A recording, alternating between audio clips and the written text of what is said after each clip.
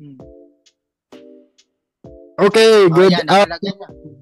good This afternoon, meeting is being everybody. recorded. This meeting is being recorded. My name is Gio Celeste. We're joined today by Brother Remedyo. Si Kyle nandito. Andyan si Sister Z. Yung iba hindi makakapunta or papasok na lang in a later time, somewhere along this line. And we'll just accommodate them as they go. Okay, so today is what? Today is Sunday. We started supposedly around 5, but due to technical difficulties, we're a bit delayed. It's around 5:17, 5:18. Alright, so today's agenda, guys. Targeted Individual Philippines. Gumawa na ng presentation, ha?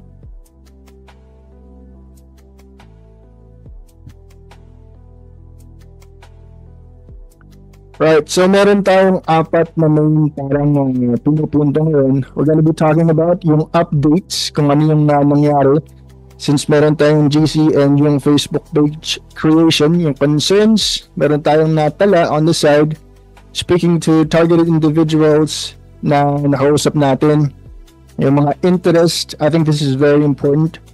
Tsaka yung interview availabilities. Dapat ito mag-discuss itong interview availabilities. Si Brother Joseph, hopefully mag-message siya sa akin in just a minute. Okay, maumpisa tayo sa updates. Alright, first update, dumating na si tenured nating admin, si Brother Alvin, which is pretty exciting. Hindi nga lang ako nakakuha ng update tungkol dun sa gusto niyang gawin in relation dun sa TI natin as a, let's say, minority group, Wala pa tayong masyadong update. Siguro namamahay pa siya. I don't know kung gaano siya katagal dun sa Macau. Pero hopefully, he warms up and he gives us an update. Yung last na, I guess yung update niya sa atin is yung gagawa dapat tayo ng mga affidavit. Ipapasa dun sa email niya. At from there on, we're gonna be figuring out the course of action. So we'll be speaking to Alvin hopefully later, maybe sa GC na lang kung hindi siya maka-attend today, but that's okay. Umpisahan ko lang yung I guess yung updates. Okay, yung Facebook page is live. If you guys aren't joined yet, if you're watching this on YouTube, meron tayong Facebook page. Aside pa rin kay Alvin, yung Facebook page from the Philippines or targeted individuals, yes, from the Philippines, yun yung network na initial. Wala masyadong updates doon. So ang nangyari, naggagawa tayo ng network sa Facebook. And then we made sure that we're gonna be talking about different sorts of issues and remedies. Meron tayong mga guides doon. If you like, kindly visit that if you have some time. Okay, let's see. What else we got? These are concerns. Meron tayong nakakausap in relation dun sa business and development sector na pag-uusapan natin mamaya. Na punto ko yun kasi hahanap ako ng pwedeng mag-brainstorm in relation to anong pwedeng gawin nating business opportunities para maka-finance tayo ng, let's say, ads ng mga gawain para mabigyan alam ang publiko na ito yung nangyayari sa atin at ito yung mga prioridad para mabigyan lunas yung kalagayan natin na sitwasyon. Okay?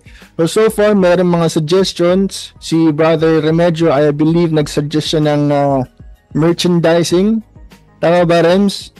Na-try nyo yata yun dati pero hindi yata nag-pick up. Hindi bali na pag-usapan, kaya lang hindi natuloy. Kasi okay, magandang hapon. Ayun na si Brother Joseph. Pasensya na, may ginawa. Si yung merchandising or yung business opportunities kasi may pumapasok na mga suggestion na paano tayo magkakaroon ng finance in relation to mga projects natin and how it's gonna be made possible. Ayun nga, meron mga suggestions. Yung kay Brother Remedyo is yung what is it? Merchandising? Sinasabi mo na try mo na yun dati? Oh, hindi. Merchandising kasi yan ang nakagisnan kong business ng pamilya namin. Mga tiya ko, si Yuko, tatay ko, diyan nag-umpisa sa merchandising. Kasi sa merchandising, kaya yan ang naisip ko kasi ang kailangan mo lang diyan isang pwesto, uupa ka ng isang malaki-laki, maski parang bodega lang. Kasi kukuha ka ng mga goods, mga kahong-kahong biscuits, candy sa mga pabrika, ibabagsak sa iyo by concession. Hindi ka maglalabas ng pera kasi wala tayong perang puhunan ng mga TI. Diba? Yun nga eh. Yun na. Kaya yung mga goods, babagsak na ng pabrika tapos i-deliver, i-offer natin sa mga groceries and markets. Sila na ang pupunta doon sa pwesto. Which is good. I think kailangan yun na bigyan ng atensyon at bigyan ng pag-aaral pa paano natin ng papagbuti. Meron pa tayong suggestion na piggery, some other form of finance. Ngayon, kailangan po natin ng department, pero mamaya ako na ito iigihan. I'm just going through the updates as I've written it. Meron tayong suggestions for PR kay Mary, I think. Ang dami nating Mary actually dun sa GC. As a matter of fact, pwede mo siyang I guess Mary 1, Mary 2, Mary 3, married again. If you like. Meron tayong suggestions na mag-flyers. Meron tayong suggestions for donation boxes.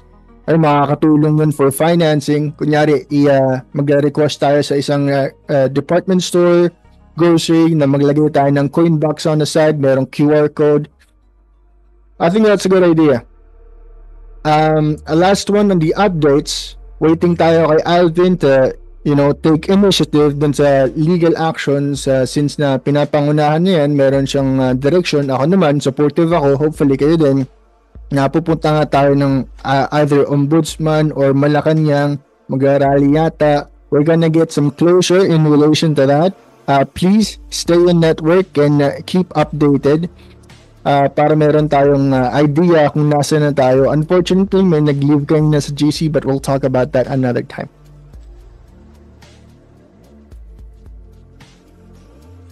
Let me just get this started, okay?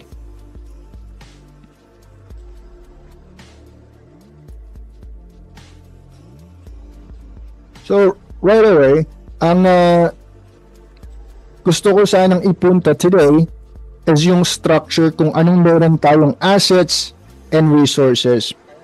Okay, so makikita natin dito meron tayong committee pero wala pa tayong actual committee. Bakit tayong gumawa ng ganito? Ano ba ang kailangan ng TI? Alright, first and foremost, I think everybody can agree, justice. Tama ba? Lahat tayo naghahanap tayo ng hustisya. So ang mangyayari sana, number 1 priority yan. Pero since walang masyadong nangyayari at kinokollect pa natin yung mga assets natin and resources, seemingly, naghahanap tayo ng affidavit, naghahanap tayo man ng lawyer, may nakausap ako naghahanap ng lawyer, naghahanap tayo ng mga relevant stories na pareho yung situation natin. Minsan wala nang masyadong nangyayari, wala nang na-progress kasi puro usap na lang tayo, which is fine, Maganda meron tayong deliberation, meron tayong common understanding, consensus kung ano yung situation, inaalam muna natin bago natin aksyonan. Pero ayun nga, ang maganda dyan, meron tayong sub-priorities kasi number 1 yung justice, diba? So sabihin natin, number 1 yung justice or yung legal actions. Meron tayong mga TIs or members na nawawalan ng trabaho. Minsan wala na silang parang structure ng pamilya, wala na tayong mapagkatiwalaan. So, saan tayo hihingi ng tulong yan? Parang wala, diba, seemingly? Dapat mayroong action ng gobyerno kasi karapatan natin yung mamuhay ng mayroong liberasya, karapatan at kalayaan, hindi ba? Liberty, justice, at saka kalayaan and freedom. So kailangan natin ma-recognize ng mga government agencies, Commission of Human Rights, DSWD, mabigyan tayo ng paunang lunas para mayroon tayong at least habang natatapakan yung karapatan natin, yung Bill of Rights, meron tayong at least ayuda. Malamang at sa malamang dyan, sa DSWD manggagaling yun, basta ma-recognize tayo ng government agency. Okay? So, yung pangatlo guys, priority, yung technology and evidence gathering and theology. I've got one source, I think it's from Brother Remedrio as well. na iba-iba nga yung napag-uusapan natin, iba-iba yung beliefs, iba-iba yung pinagalingan. So, ang plano sana namin ni Brother Remedyo, meron tayong format, meron tayong consensus, meron tayong closure. Ito yung supported by science, regardless of belief, ito yung consensus na binibuild natin. Dito tayo mag-subscribe sa particular belief in relation to fact-based or science-based. So, I think papangunahan ni Brother Remedyo to, yung technology and evidence gathering and theology, kung ano pa man yung pwedeng ma-branch out doon kasi minsan meron tayong mga theories, hindi pa siya masyadong supported. Ang maganda dyan, makikipagtulungan tayo sa isang parang board member or department head para masabi natin, meron tayong mga claims, may ko-compartment natin yun at titingnan natin kung ilan dyan yung parang match or hit. So, meron tayong parang nabibuild na data. Tutulong ako dyan, don't worry. Ayun, meron tayong mga TIs na concern is yung public relation, lalo na yung public image natin. Lagi tayong hindi binibigyan ng due diligence in relation to iintindi kung ano talaga yung nangyayari. Doon papasok yung public relations, merong ads, pwede natin i-push yan. Meron tayong maggumawa ng mga billboards, etc. etc. Just may review the next one. Okay? Flyers, definitely.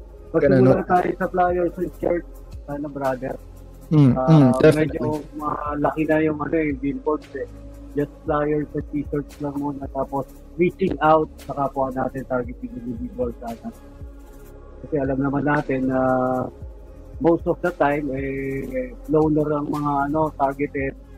Wala silang makausap. So, magkaroon sana tayo reaching out programs natin ganun. Yeah, definitely. I'll definitely note that. Flyers, alagay ko yan mamaya sa mga priorities. Next one naman, para meron tayong finances, meron tayong mga TIs na interesado sa business and development.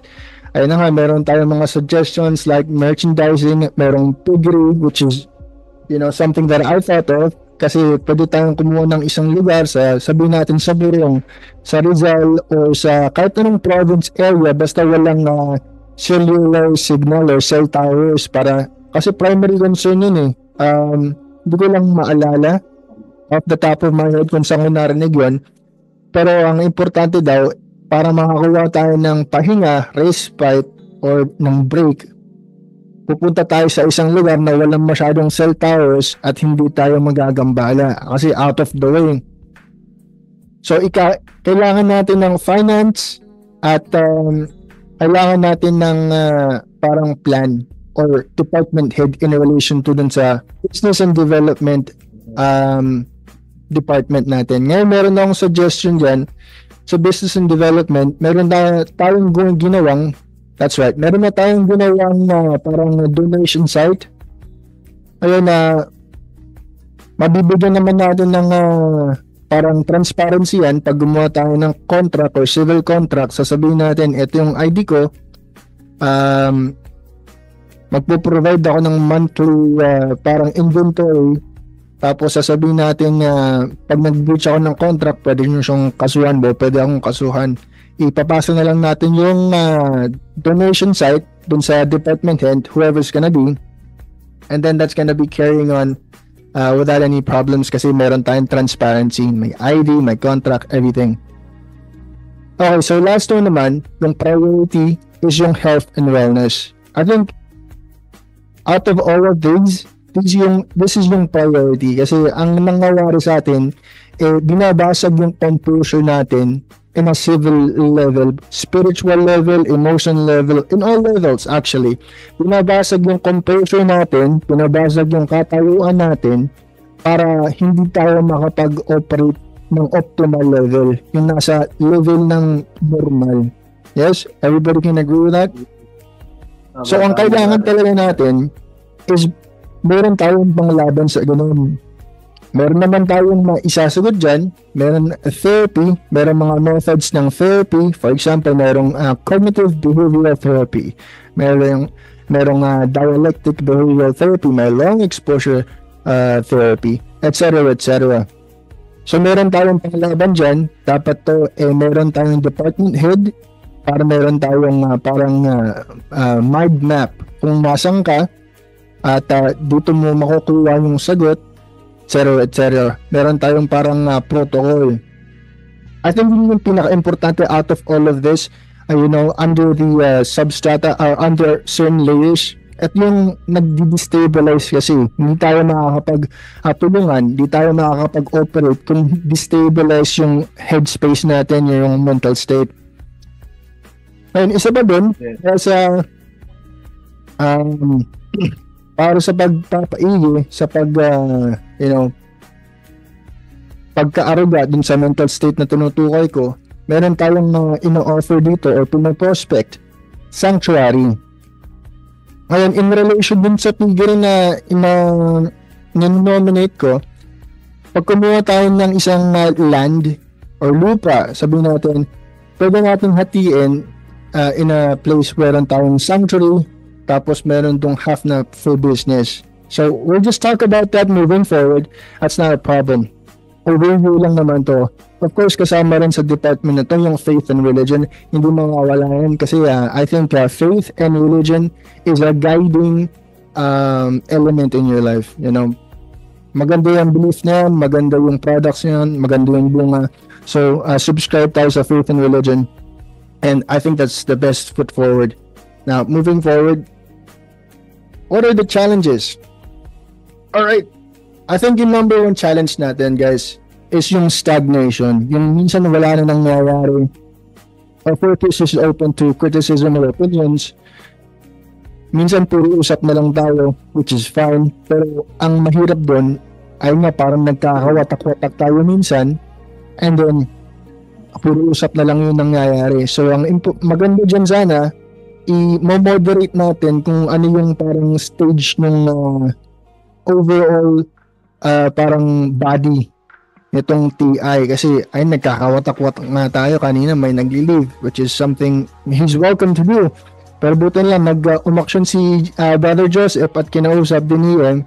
Ako nakita ko lang yung message, hindi ko na masyado nasikaso to be honest, but meron tayong ganyang protocol na yung mga retention kasi asset natin yun because importante sa atin yan yung mag-move na yun kasi I think, in my opinion, yung mga negativity, yung mga disagreements, dyan bumubunga yung mga good ideas coming from a place of development and business, pag meron kang friction, meron kang kalaban, that's where the good ideas come out from.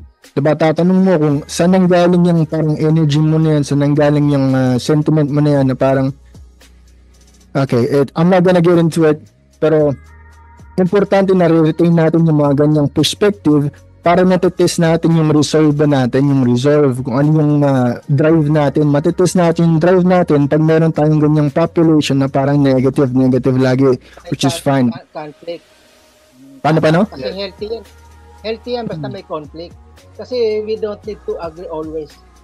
Yeah, exactly. Kailangan ng pakinig tayo sa opinion ng iba. Pagsalitain natin kung bakit gano'n, tapos saka natin i-summarize kung ano yung meeting in between, diba? Tama. Agreement. Alam naman natin na hindi naman gano'n yung mental state natin sa ngayon.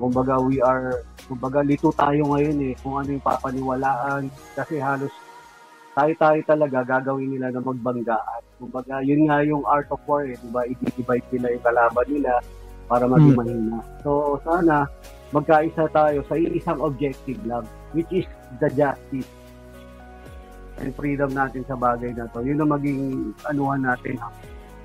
Sandalan, hawakan natin ang lakas na para wala tayong iwanan. Number one huwag nating iiwanan na, kumbaga, hayaan lang natin siya na tulungan pa rin natin. Kumbaga, walang iwanan, walang maiiwanan. Kasi kapag may naiwan na isa, ibig sabihin hindi tayo magiging matagumpay na napigil natin itong bagay nito. Yeah, I agree totally. So, ang maganda dyan nga, i-prioritize natin yung justice para yun yung parang foundation natin yung main priority for sure. So, that aside, Kaya kailangan since meron, ma-outline natin, Gio, kung ano ang mga kailangan natin para makuha ang hustisya. Kailangan may map tayo. Okay. Diba? meron map. First step, second step. So, kailangan mag-agree tayo doon. Mamaya, Kasi sa gagawa tayo ng papasukin natin. Meron na ba tayong organization chart? Kumbaga, yung leader natin, sino ba tatayo as president or something? Kasi kailangan natin ng gano'n para at least meron na tayong Nasa foundation. kay Gio yan, mag-organize siya dyan. At gagawa na rin tayo ng organization. Kung paano yan. Gagawa tayo ng organization chart. Gagawa tayo ng polls. And we'll make sure Pwede ba it's for mag-suggest everybody. Gio? Yeah. Magpapaliwanag lang ako. Sa ating labanan na to, kasi ang hinihingi natin, parang ang ibang PI, naintindihan nila na para tayo may demokrasya, tayo ay magbobotohan ng ganito, magbobotohan ng presidente, gano'n, magbobotohan tayo ng ganito. So, demokrasya ang hinihingi natin. But actually, sa mga ganitong uri ng laban, ito ay tayo. Asa revolutionary level tayo ang laban natin. Kasi puro parang underground at mga kung ano lang yung mga resources na makukuha natin, di ba? Wala tayong bala, kukunin lang natin bato. Pero we are not talking about war. Di ba? Okay. We are talking only ng strategy. Kasi ngayon, yung democracy sinasabi ng ganyan, may hangganan sa ganitong laban. Kasi ma-stagnant tayo dyan eh. Kaya ang laban natin ito para tayo nasa guerrilla warfare. So may limit ang democracy. Kailangan mag-agree tayo sa isang objective at push tayo doon. Whatever happens. Diba? Kasi kung may botohan din naman tayo. Pero ibig sabihin, may mga parte na hindi natin kailangan may democracy. Kailangan fiction. Para bang itong mga objective natin sa legal, may fix tayo dyan na first in first. Huwag muna tayo lalo. Pag na-establish natin yung first in first, parang dictatorial nga, saka lang tayo lulundag dito sa second step. Diba? Kasi legal to eh. Let's talk about the dictator. Pero mas lingkod ako sa side ng parang socialism. Kasi sabihin natin wala tayo mga parang president. Pwede tayo magbase sa kung ano yung sensible at kung ano yung mga kapagbigay ng luna sa pangkalahatan. So gagawin na lang natin socialism instead na dictatorship. Parang dictatorship. Ano yung advantage yun? Tatay Ren, saka yung revolutionary, wag natin sanang gamitin muna kasi baka mapagkamalan tayo na we are building leftist, kumbaga. Kasi ang pinaglalaban naman natin, justice in other way, kumbaga. Pero kaya lang natin ang pabanggit dyan for intelligent, Joseph, kasi yung patterns lang yan, patterns ng laban. Kasi yun ang naiintindihan natin ang patterns eh, wala pa eh. Wala pa tayong patterns na nasa abstract pa abstraction pa. Parang na siya, parang political na ang niyan. Meron ng revolutionary iwasan papasok tayo dictatorship. Pero sana iwasan natin yung politika. Di ba lang natin dito yung tungkol sa ating TI, targeted individual. Justisya ang una natin objective. Okay, everybody. So, ang gagawin na lang natin, so hindi pa masyadong clear kung ano yung pinaka na pag-ibig. Para at least, meron na tayong foundation. Yan ang kailangan natin na So, mag-e-elect ba tayo o mag-a-appoint na lang? Kasi kukunti lang naman tayo. Mag-e-elect tayo according para makita natin yung mga kakayanan ng bawat isa. Diba? Okay, so kung may election, meron mga campaign yan. Since 30 lang mga tao, sabihin natin, bigyan na lang natin ng mga elective. Kasi minsan yung iba sila put themselves forward. So, sabihin natin ma-elect natin, right? Sabihin natin na magkampanya siya for his particular direction ng priority. Tapos yung mga department na walang mga parang volunteer, i-base na lang natin kung sino yung active at sino yung interesado sa particular department na yun. Kasi yung parang parang... Pwede rin yan ganyan. Pwede rin yan. Pero, suggest, pangunahan nyo na Tatay Red yung pinaka-head. And then, Ma'am Christina, tapos magkaroon tayo ng yung isang acting pa na nandito sa Pilipinas. Alam naman natin, si Robin, nasa abroad, si Ma'am Christina, nasa abroad din. So sila kasi yung mga mas active, kasi si Tatay rin, sila yung gawin natin mga heads. Kasi sila naman talaga, yung foundation natin dito. Tama. Teka Joseph, may ikikwento nga pala ako saglit Kasi ganito, nung umpisa pa lang namin, di ba, sabi ko nga, dati na ako sa TIA UK. Ang advisor namin si Dr. Duncan. Dahil sa ako naman, inaamin ko na ang kakayanan ko lang hanggang high school graduate lang ako. So may limit ang nalalaman ko. Ang isa lang na abilidad ko na nakikita kasi ako nasa maintenance, predictive and preventive. So yung ability ng ipipredict mo yung para ma-prevent mo ang isang bagay, yun ang ability ko. So nag-conduct ako ng election noon sa mga TI. Pero hindi ako sasali sinabi ko, hindi ako pwede sa maging presidente kasi unang-una kailangan diyan marunong magsalita ng English kahit paano. Kasi haharap ka sa ibang sa ibang international na grupo, di ba?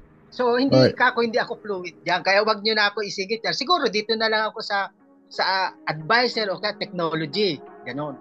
Kasi electrician ako, electrical ako.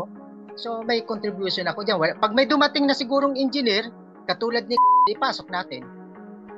Engineer ito si ganun ba? Si Tindi. That's interesting. Engineering, ano niya? Specialty.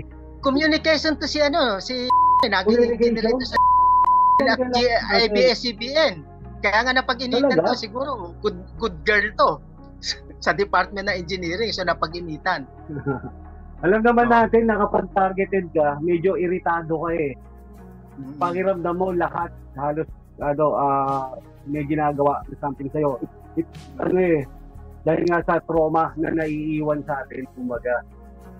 Pero siya naman, hindi niya pa alam na target siya. Nagtataka sa bakit lahat na ng proposal niya, kinokontra ng mga kasama niya. Pinag-iinitan siya. Wala siyang kakampi. Yeah, sorry about that. I don't know.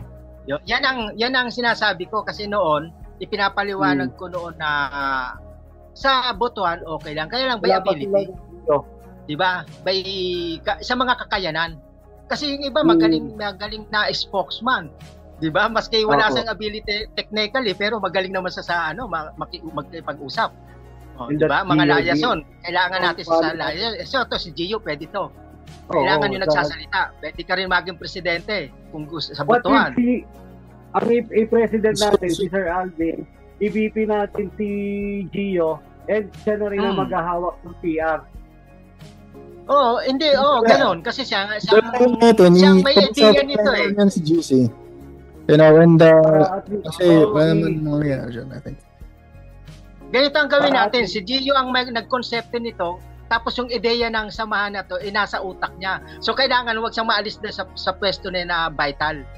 Pero yung GC natin, Gio, brother, damihan mo ng admin, sama mo sila, Sir Alvin, para at hindi lang ikaw ang may hawak for the security purposes. Yung mga matatanda na, just for some clarification, wala namang problema dyan kung sakaling ganun, pero hindi ako admin dun sa GC. Sa GC nating active tayo yung blue yung logo.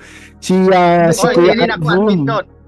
Si Kuya Alvin lang yung admin dun. So nothing to worry about. Yung network natin dun sa Facebook, which is yung Facebook page, yun lang yung ginawa ko for everybody naman yan. Admin na rin dun si Sir Remedyo. So wala naman parang nagiging parang mongering of power in relation to like personalities na ganun yung gusto.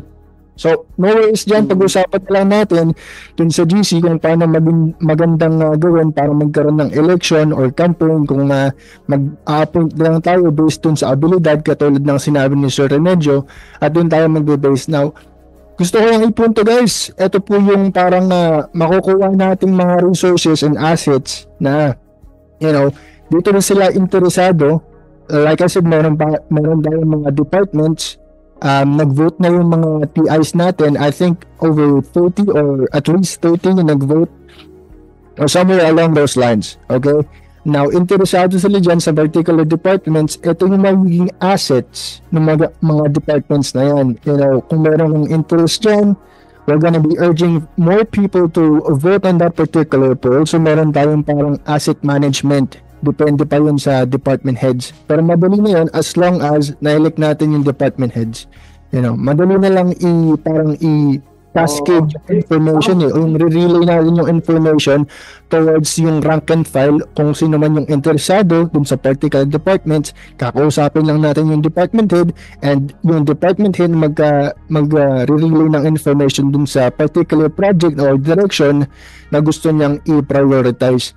Okay, so yun yung pinaka parang core nung parang asset and resources natin hindi tayo makakakuha ng parang traction in relation to a particular direction. Pag meron tayong hindi stagnation, that's right, opposite ho ng stagnation.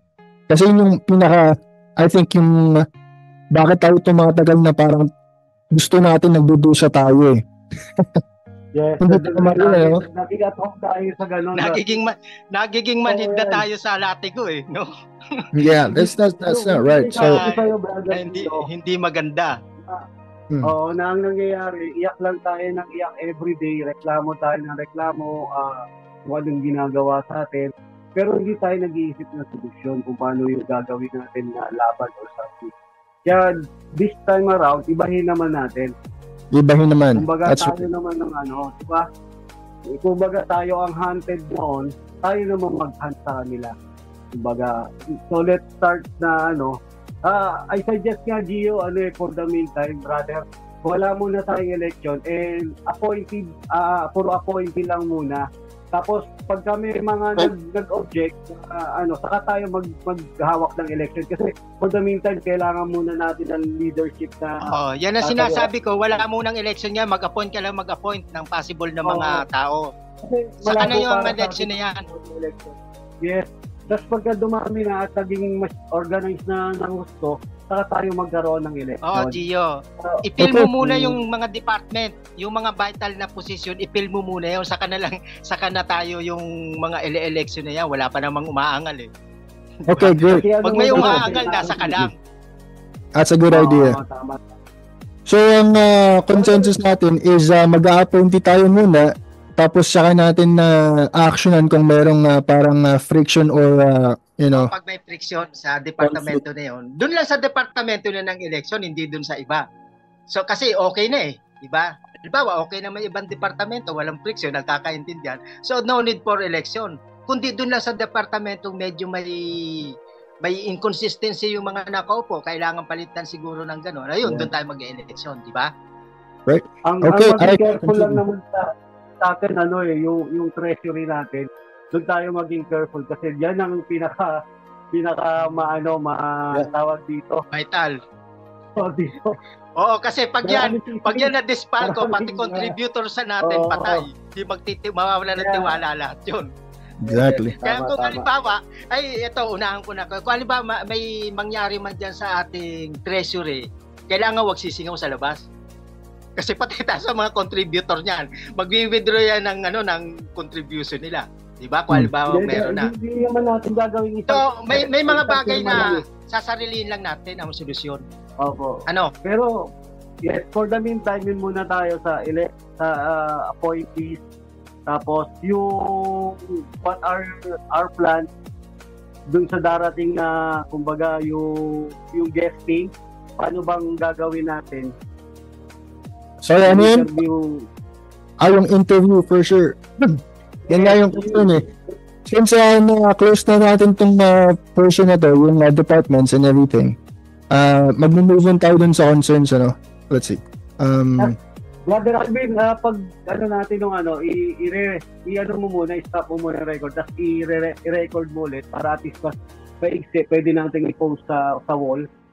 Natin sa page. Yeah, edit ko na lang ito. Gio, may website na mga ba tayo? May website na tayo nito.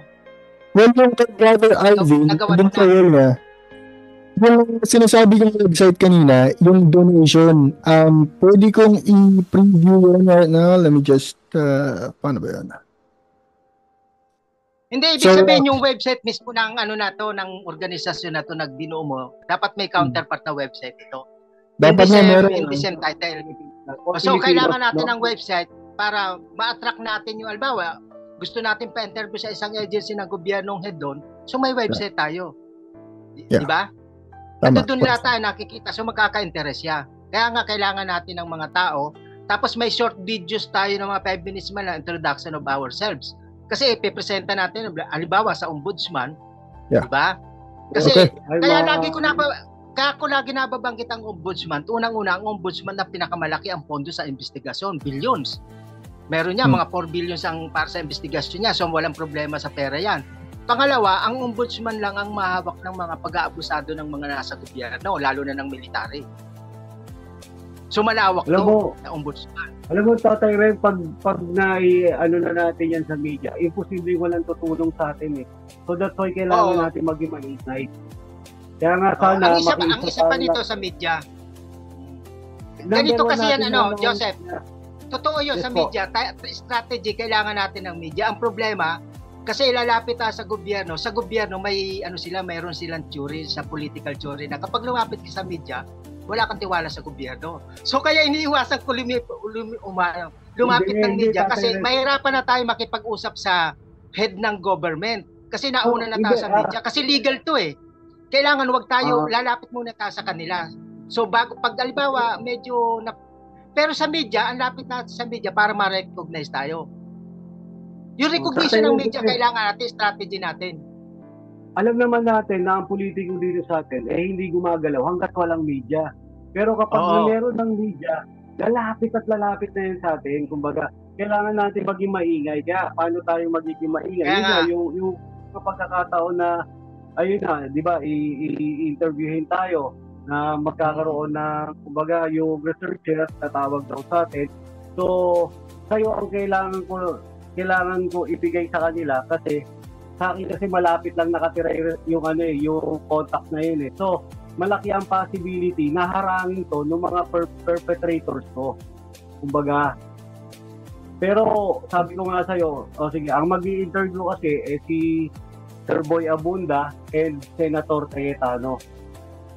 Yan. Sila yung mag-interview. Alam ko si Senator Cayetano, nag-email na ako dyan, sumagot din yan eh. Pero siguro na hindi na ito na nga yung pagkakataon natin na at least yung lahat ng natin, maidulog natin kung ano yung nangyayari sa atin. Malaman nila na iba't ibang buhay tayo pero iisa ang istorya ng nangyayari sa atin ngayon ng pagtatarget. Kumbaga, it's an kumbaga parang variety ang targeting sa atin pero may something in common tayo.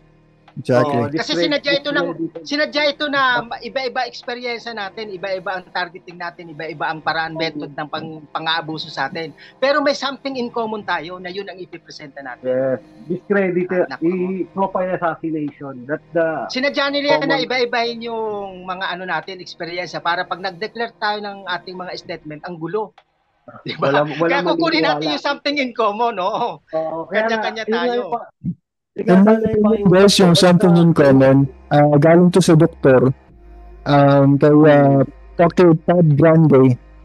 Meron kasi yung parang consensus nung inaral niya yung targeted individuals. Ang pinaka-common daw doon is, in a scientific point of view, ang pinaka-common daw is yung justified yung paranoia given the circumstances. So, magbabranch out talaga yung mga beliefs, yung mga position from where we're coming from kasi gagawin ka talaga nilang paranoia. So, ibawin nyo na, yung parang ipupush natin, sabihin natin na nangyayari to, mag-iba man yung istorya, justified yung paranoia natin kasi nga, ito yung particular method na ginagamit. No, so sabihin natin mag-branch out yung storya, isa yung consensus, nangyayari to at kailangan ng aksyonan kasi nawawalan tayo ng karapatan. Nasa demokrasya tayo, nagbabayad tayo ng tamang buwis, nasa sibilisyon tayo, kabilang tayo ng republika. At yung kabila, hindi nagbabayad ng tamang buwis, hindi nakaregister sa LGU, walang DTI, walang SEC, hindi kasali sa Republika ng Pilipinas. Dun sana tayo yung parang civil na basis, yung civil baseline. Kumuha ko ng video dyan, everybody if you want, nasa YouTube Torben. Doon tayo parang yung pinaka core nung nangyayari. Andun tayo sa demokrasya, ninanako yung karapatan natin. Una, hindi ito recognize sa kabawal yung ginagawa nila. Diba? Totoo yan. abuse of authority to kasi ito nasa gobyerno talaga ito at nasa military pero may pag-abuso, felony ang tawag doon. Kagaya nga ng sabi ko, Tatay Rem, ano man ang rason nila na kung gaano man kasama yung tao na yan. Maski babaliw-baliw pa tayo. It's psychological abuse. Kumbaga, kasi yung method, ginanon talaga nila tayo na maging variety ang ating mga experiences na various and diverse. Diba? Kaya mangyayari na lang guys, kasi kukuha tayo ng pinaka-common idea, tapos yun yung ilalagay natin dun sa 5-minute video sa website natin na suggestion ni Brother Remedyo para meron tayong ipresenta sa mga bodies of government. Okay? Mag-move on tayo right now guys, since time is pretty short. Mag-move on tayo sa concerns. Gusto ko lang makuha yung posisyon nyo, yung opinion sa mga parang concerns na inilapit sa akin ng mga TIs natin on the background or on the GC. Number 1 on the list, yung kay Brother Joseph, kailangan yata natin ng doktor na international na mag-represent dun sa interview. Ewan ko kung naalala mo sa GC or sa, I think DMs lang sa Facebook Messenger. Nag-mention ka na kailangan natin ng international doctor or at least doctor na mag-represent ng fact yung targeting. So para ma-reinforce yung kumpiyansa natin sa particular story natin. Suggestion ko dyan, pwede natin tanong kay Kuya Alvin kasi meron silang na-interview na doktor nun. Yung doktor na yun gumawa ng parang podcast or some sort of broadcast nung time na yun, and then siya yung nag-represent ng parang fact as a targeting sensation or phenomena. Hindi naman siya dismiss, which is good. On the side, gagawa ako ng efforts towards mag-contact tayo kay Dr. Lender dun sa targetedjustice.com at tingnan natin kung pwede natin siyang maisama dun sa interview kahit remotely lang para meron tayong reinforcement dun sa particular one na yun. Idagdag ko Gio tungkol sa doktor kasi baka makalimutan ko. Nung nasa TIA UK ako na member, meron talagang doktor diyan. Ang doktor namin doon is si Dr. Hall.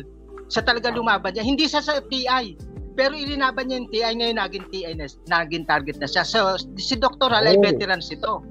Veterans na doktor at veterans din na targeted na rin siya ngayon. So pwede natin imbitahin ito na baka i-represent tayo. Okay.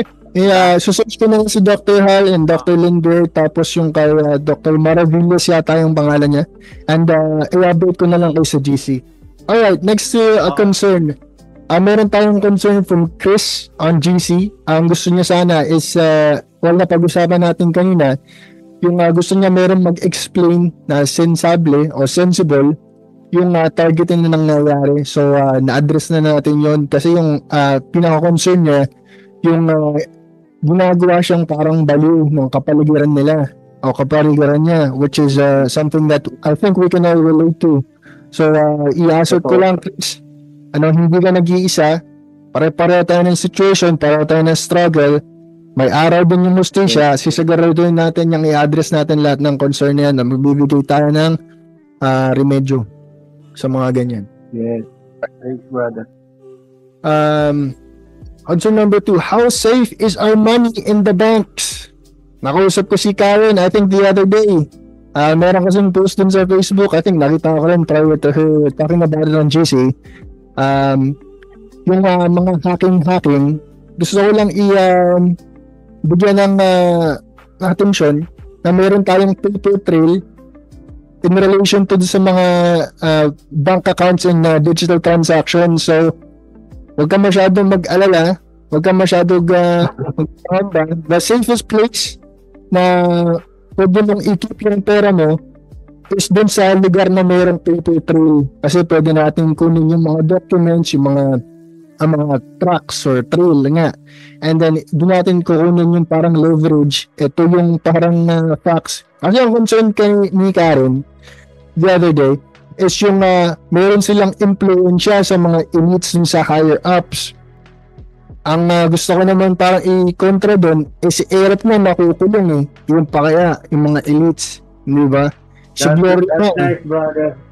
Diba? So meron tayo mga na pwede nating i-presenta, sabihin natin sa police, sabihin natin sa media, ito nagdadala itong ahente to o entity na to mabibigyan sila ng parang media attention, may expose sila, bad cred yun. So ang gagawin ay mag-remedyo sila, malamang sa lamang bibigyan ka ng ayuda kung meron man tayong incident na nakakaw yung funds natin digitally, meron tayong laban doon, huwag kang mag-alala. At siguradong action na natin yun. Loss of income capacity. Planuhan mo ng contingency ang ating monetary system. Exactly. Kasakali, diba? Yung last Kasi concern naman. Nakikita nila ang mga code natin, ang mga bank account natin, pati code natin, code natin, nakikita nila sa isip natin pag inisip nila. Subuko na yan. Nakakapangamba, ano? Pero yeah, okay mag-alala. Pero kaya naman gawan yan, electronically. Kayang lagyan ng prevention yan. Mas nakikita nila yung mga code natin. That's great. Okay, so last concern. Yung loss of income capacity, which is a violation or a felony. Ito naman from Hapon Van or Japan Van. Mahirapan siya maghanap currently. And ayun nga, nahihirapan siya. Lagi, I think 6 months pa lang yung TI, which is, kung if you put yourself in his shoes, napakahirap nun. Kasi yun yung parang portion na parang napaparanoid ka na eh. Di mo alam yung gagawin mo. Nandiyan lahat ng pressure sa'yo. Ayun yung panahon na nakakabaliw talaga. Actually, hanggang 2 to 3 years yan. Pero at least nandito naman na tayo, pwede natin siya mag-like. Yun nga eh. Kaya sinabi ko sa kanya. ganito. Huwag kang mag-alala. Dito kami. Butin lang. Meron tayong komunidad na ganito. Actually, ako, makwento ko lang very briefly. Tsaka ako lang nalaman tong community na to, yung targeted individuals na hashtag sa Twitter. May nagtag sa akin sa Twitter. Nung March ko lang nalaman. So yung mga ginawa kong videos dati is focused entirely on me. Kala ko ako lang na TI sa mundo, which is pretty embarrassing now that I think about it. So buti lang meron na tayong komunidad na ganito. Makakapag-share tayo ng stories, makakakarelate tayo sa isa't isa, makakapagbigay tayo ng suporta, which is, pinaka-importante lalo na pag ginagawa kang paranoid, destabilize yung composure mo, civilly, emotionally, spiritually, isolated, everything, mahirap. So maganda nga, meron tayong komunidad, hihingi tayo ng emotional support, hihingi tayo ng guidance, meron tayong structure. So that's it for the concerns.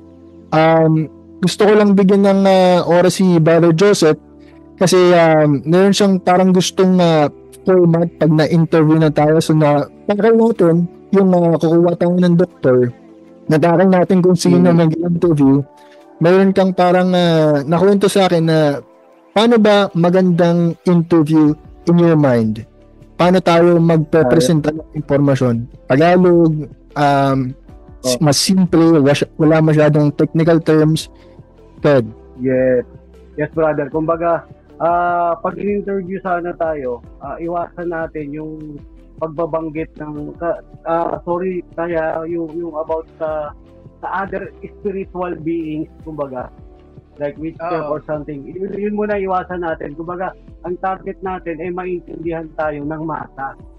Yung isipin natin na pati yung mga grade 6 lang yung mga natapos, yung mga ganun yung mga mahirap kasi sila yung mga vulnerable sa ganitong bagay. Sila yung mga mas mabibiktima ng bagay na to dahil wala silang resources sa pakikipaglaban sa ganitong bagay. So sana ang ganito nila pag naka-interface na sila sa computer, nagiging gang stalker natin. Kumbaga mas gamitin natin yung layman terms na yung sabi mo nga Brother Gio na Tagalog tayo or kung may mga as long as possible yung maiintindihan ng masa na wag nating yung mga kilohertz, yung mga na lang natin yan sa mga engineering or something sa meron naman siguro section doon. Meron section doon sa interview na bibigyan tayo ng oportunidad or sabihin natin bibigyan tayo ng oportunidad ng mga researchers para bigyan natin yung mga insights natin in relation sa technological terms.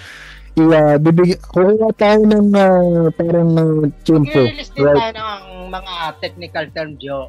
sa interview. Yeah. Kasi kailangan Pwede natin naman, pero sundot lang. yung historical Sundot lang. lang. Pero yung mga Opo. spiritual, wag muna tayo papasok katulad ng witchcraft. Yes, Hindi natin tama. papasok That's a yan. consensus.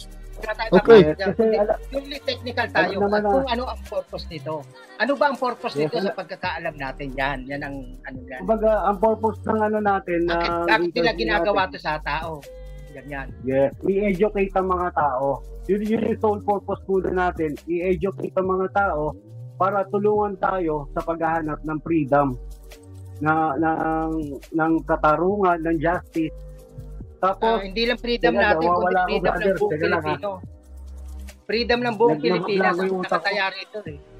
Ganyan talaga. Nasa nagkakaroon ka na- merong inducement. Maski nung nasa basta- interview ako, nawawala yung sasabihin ko eh. Kaya ako, pag nasa interview tayo, may hawak tayong ballpen para kung saan tayo natigil, i-jot mo. Magandang idea. ayun, Gusto ko yan. mga brother, Lagi tayo ayun, may ballpen. isa pang suggestion sana, ang ikukwento lang natin, yung mga bagay na nararanasan natin at huwag tayong mag-jump sa bagay na nabasa natin or narinig lang natin. Kasi, kumbaga, alam naman natin sila Sir Boy Abunda, sila Senator Cayetano, hindi naman mga pipitsugin ng talino ng mga yan eh. Kumbaga, kayang-kaya nila magtanong pag paikot-ikot ng kwento, kayang-kaya nilang gawin yun eh. Kumbaga, para, kasi kung mag-speculate Ibig tayo, kung sabihin, gagamit tayo ng mga simpleng kwento. sa simpleng paliwanag, yung mga tao na makakapag-isip sila ng kusa. Yes, Kung ano, kumbaga, alam nila kung ano kaya yung nilang research. palabasin sa'yo yung ano eh. Kaya nilang paikutin ka para, alam mo yun, maging ano yung ano mo.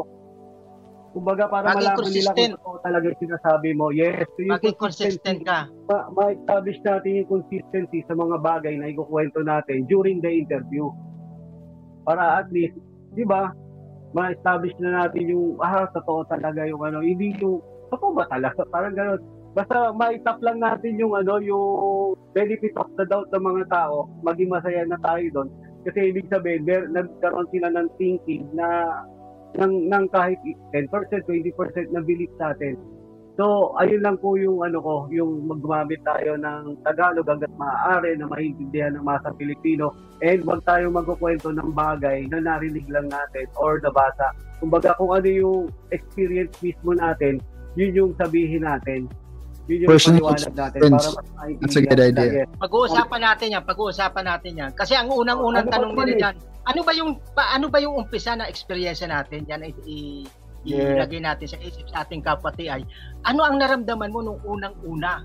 Kasi yung unang-unang importante itatanong dyan ng mga ano. Yan ang hinahanap ng mga ganyang tao. Basta pumayag, yan yung mga question nila. Unang-una, yung Basta umpisa. pumayag. Ang common na tanong sa akin, saan nag-umpisa, and bakit ka pumayag? Right. Yun yung mga tanong nila. So, ang hiniling ko kasi dun sa bigyan tayo ng 3 weeks time para at least maano tayo, makapag-ready tayo. Pero Guys, mag-email lang kayo ulit. Matatapos tong 10 minutes. Gusto ko lang i-add, sorry to cut you off, gusto ko lang i-add, yung mga hindi lang natin physically, siguro naman makahanap tayo ng paraan para makapag-attend sila remotely, lalo na yung mga nasa States o nasa ibang bansa. Importante kasi nandun tayo lahat, hindi lang yung eksperto sa atin o yung ilan sa atin. Importante meron tayong presensya, kahit hindi magsalita, andun sila, meron tayong support, sama-sama tayo at collective tayo, mas kumpiyansa tayo pag ganun eh. Diba? Parang meron tayong Live interview yun, di ba? I think so. Yun, Yeah. live interview ni Brother Joseph. Yes, Yeah. naka-tape as live. Pero live yun. Tape as live Oh, na lang. kung sa live, sa oras na ina-interview tayo, pwede natin imbitahin yun sila Dr. Duncan, manood, makinig, mag-comments, magbibigay. lahat ng international group. Pag sumali yun sa Sana, komentaryo, brother, mas malakas. Yung sa Ganyan. US, mga nasa, mas maganda nga kung ganun eh. Hakutin natin i-suggest sila na natin magkomentaryo. Sabihin natin tayo naka-interview live nationwide dito sa Philippines. So, we need their support na mag-comment. I am also targeted in wars in Pennsylvania, USA. So, pag pinaha sila ng ganyan, overwhelming ang evidence. Totoo, ako Kuya Rem, pinikilabutan na ako sa suggestion nyo. Yan ang sinasabi ko parati na bago tayo magpa-interview, kailangan yung international community nakatutok kasi napaka-importante ng komentaryo nila. Hingan natin sila ng suporta. hihingin ko yung date. Hihingan natin sila ng suporta sa international. Sabihin nila na TI din ako ng ganito sa commentary nila. TI din ako ng ganito sa USA, sa Germany, sa ano, kung saan. Sa Spain, kukunin natin lahat sila. Pwede ba tayo mag-request ng ano? Ma-email natin sila ng ano, na isang kasulatan na they want to be interviewed kumbaga. Tapos pag may pirma sila, nandun yung kumbaga konting ano nila, info, para at least i-print ko yun, ipapasa ko mismo dun sa tropa para yun ang may pakita niya kila Senator and Sir Boy Abunda, kumbaga sila Sir Boy, para at least meron silang ano na hindi lang basta ko ito, kumbaga meron na tayong paper, kumbaga meron tayong document. So ang hinahanap mo specifically yung parang forma ng consensus na legally binding, ito yung parang experience nila. I think meron mo tayong ganyang resource dun sa may targetedjustice.com, pero outside of the Philippines. So ang gagawin ko, magagawa na lang din ako ng draft na email, tapos i-approve natin, titingnan natin kung approve dun sa mga heads natin na i-appoint, I guess, at isasend na natin yung request para hingin pa ng parang additional support. Mag-share mo, Gio, lahat ng samahan ng international. Sure. Sana may ganun, brother Gio, you're a blessing sa samahan. Ngayon pa lang napakalaki. I'm glad to be of help kasi pare-pareho naman kasi tayo ng struggles eh. Walang ano mo, huwag mo isipin yun. Basta pareho tayo ng priorities, pareho tayo ng pinaglalaban, sama-sama tayo. Hindi natin tayo, tatantanan. Sinabi nga ni the perfect word, we are your new family. Kumbaga, di ba? Karamihan kasi ng mga targeted, ginagamit yung mga pamilya natin. So, tayo ngayon na magiging magkakapamilya. So, in spirit, in heart, yun, magkaisa tayo dun sa pinaglalaban natin. And huwag tayong maging masyadong selfish. Kumbaga, isipin natin, ang ginagawa natin to para sa iba rin. Hindi lang para sa atin. And exactly. That objective, napaka-pure niyan, napaka-gold niyan. So, pagka ganun ang objective natin, alam ko, hindi tayo pababayaan ng Diyos. Tungkol sa legal matters, pag-uusapan natin yan ng tayo lang sa GC. Pag-usapan natin kasi may isang bagay na hindi ko pwede sabihin dito, kaya hindi ako maintindihan minsan ng maraming dahil sa legal matters. Hindi, mag-usap-usap tayo after this. Tungkol sa kung bakit na hindi natin dapat unahin yung ganito. Kasi kailangan may plan A ka dyan, plan B. Pag bumagsak ang plan B, may plan C ka pa. May atrasan ka lagi sa legal, di ba? Contingencies. Okay. Oo, may mga contingency.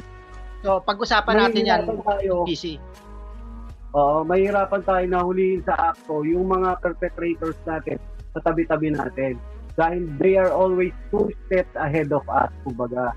So, saka may consent kasi yung paligid din. Para sila mismo ang huhuli dun sa mga taong gumagawa nito.